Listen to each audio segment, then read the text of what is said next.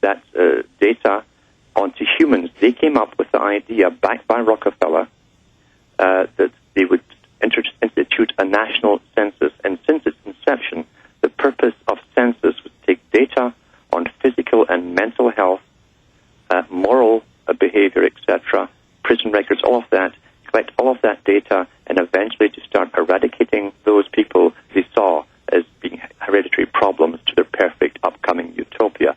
And let me stop you there, because I want listeners to understand something. Everything you're hearing is part of mainline history. Alan's not telling you anything that isn't in all the major textbooks, the history books, but they think it's good. When the Texas board asked the head state psychiatrist, why are 67%, 68% of the kids on psychotropic drugs in foster care, he said because they have bad genes. They deserve it.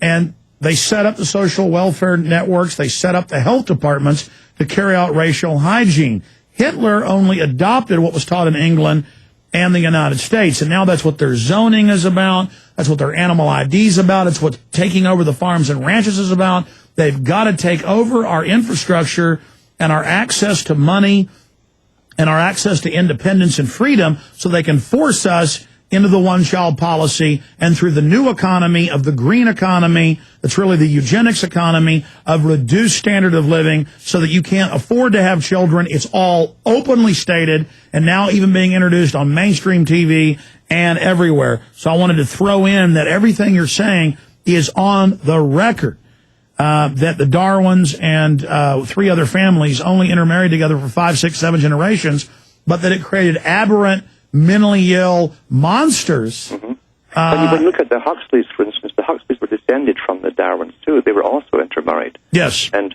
the Huxleys, especially Julian and Aldou's father, literally spent a career chopping up people's bodies to try and get secrets of life and all this kind of stuff. In other words, the precursor to what we call eugenics today, or genetics today.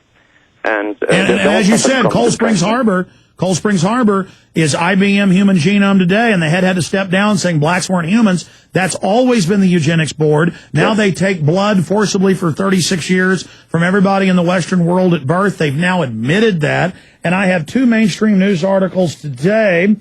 This is out of the Buffalo News. Ruling allows taser use to get DNA, may be nation's first ruling. And they say cattle prods, electric shock, torture in the federal ruling is now officially legal to make you answer questions, to make you urinate in a cup, to make you give a blood sample at checkpoints. Arde Saveda, the court's ruling here in Austin, will be able to taser you if you don't submit to the blood. Torture is now out in the open. We go from it being Joseph Mengele and bad to it being something we only do to Al-Qaeda to the Buffalo Daily News openly saying it's good. Go ahead. Well, yes, because we're now, since 2001 especially, that was the prime purpose for this whole New World Order kickoff. We're being trained now that we're in an authoritarian system and you simply do what you're told. That's what we've all been trained since 9/11. That was the kickoff. Arthur C. Clarke, who was put up there, all the big stars in novels and futurist societies, etc., and this has been explained and admitted to by big foundations themselves. They fund these novelists to write the future. It becomes familiar to us as an idea, then it's augmented by movies and so on until it comes into reality, and we don't think about it as being strange or that it shouldn't exist. It seems natural. It's called predictive programming. And Arthur C. Clarke, in his book 2001, even though he set it in space, was actually giving you the kickoff for the new order of things, where a new planet would rule. In other words, that's visually telling you a new type. And later in the book, everybody gets microchips. Everybody communicates with microchips through telepathic systems. And then he later, of course, worked for MI6 after World War II. For those that don't know, OSS during World War II. Yep. He invented the telecommunications satellite. And he gave interviews saying, no, this is what we really planned for you, just like H.G. Wells and everybody else. Go ahead. And the symbol, of course, in the book was the big giant obelisk, the black obelisk, the perfect shape of authority all down through the ages. That's what the United Nations Black Building is, by the way. That's what that is. That's the big obelisk. And the UN was set up to be the hub for a form at least the outward form of the embryo or the embryonic world government. All laws for the last 50 years have come from the United Nations to every country, and it's signed into the books by presidents. And notice most of the crew dies going on the journey. Only the chosen one gets to go to the next level, and there's a final fight between the computer and the man for who will be supreme, whereas Kurzweil and others just say, no, actually, we're going to merge with the machine. That will be the new species, and the new species will wipe out the rest of the slaves that are left. That's right, evolution. You see, what they call evolution. And evolution is an interesting word in itself, and the whole theory and the occult stuff behind it that they used to use in the Masonic lodges, etc., so on the high ones. But they do believe, and they always have believed, that the future would be theirs, that only those with the virtue, the natural virtue that they've inherited from their superior parents would continue, and all the inferiors must be wiped off because there's no purpose for them in a Darwinistic evolutionary society. They'll bring the superiors down, they claim. They must eliminate them altogether. Always amazing talking to Alan Watt. Alan, quick break. We're going to come right back to you and continue where you left off when I was interjecting with the architecture of the New World Order, and hopefully how we stop it and fight it. And yes, we'll take calls coming up. I forgot to take calls last hour. Sorry about that. Pienso que un sueño parecido no volverá más. Y me pintaba las manos y la cara de azul. Y de provisa el viento rápida me debo. Y me hizo volar.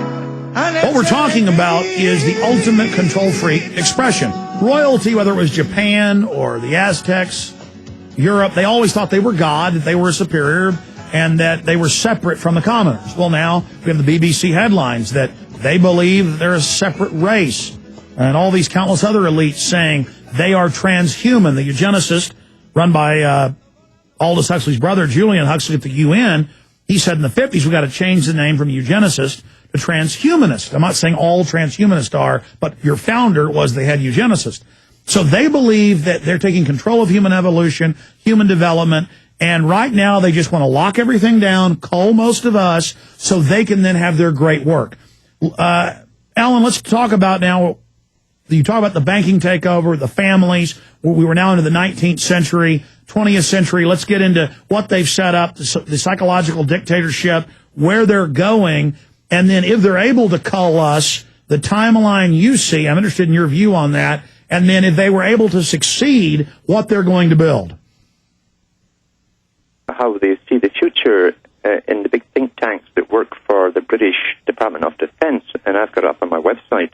There's 90 pages of predictions of what's to happen over the next 50-odd years. And they claim that around 2010, 12, there'll be the beginnings of massive riots. Food shortages will be arranged. It's already underway, in fact, because the big activism is... They said this 2 years ago, for those that just tuned in. I mean, this is official British government. Go ahead. And there's also the think tank that's all NATO countries, including the U.S. It's to happen worldwide, but it's to kick off really in third world countries and then escalate into the Western Hemisphere very quickly, rapidly. And right now, they've already been setting up the entire military structure to deal with the next 50 years. We've seen the build-up and the alteration from police forces into a really internal army. It's part of the multi-jurisdictional task force. They're all integrated with police, military, special forces. That's already done. It has been done since the 90s, early 90s, in preparation for what's to come up. And they claim that around the year 2050, there'll be a vastly reduced population, a sudden drop. But on the way up to then, there'll be escalating riots. There'll be whole city regions. In fact, they call them regions locked down under war scenarios. We've seen this, by the way, in all the predictive programming from every science fiction movie for the last 15 years. And they're churning out more every year on the same kind of scenarios. They're also saying that the population are being sterilized. Well, we know that because the official medical World Health Organization tells us this every year, that we're almost all sterile and we're dropping rapidly. That's also intentional. It's been done through inoculations and through the food system, because the biowarfare industry are the same boys that Monsanto belongs they're making sure that we will come down much faster through sterilization. This is exactly what H.G. Wells said in his book, The Modern Utopia. He laid out the next 200 years. And he said that we won't simply just kill off the unfit. He says we'll simply sterilize them so that they'll breed themselves out of existence and die off. This is all compartmentalized. The local doctor giving you shots doesn't know this, but the IMF, the World Bank, all the big funds, 2 weeks ago, Bill and Melinda Gates Foundation, secret meeting of the rich with Warren Buffett and Ted Turner, and it said the main agenda was reduce our population by 80%. This is now being thrown in our face.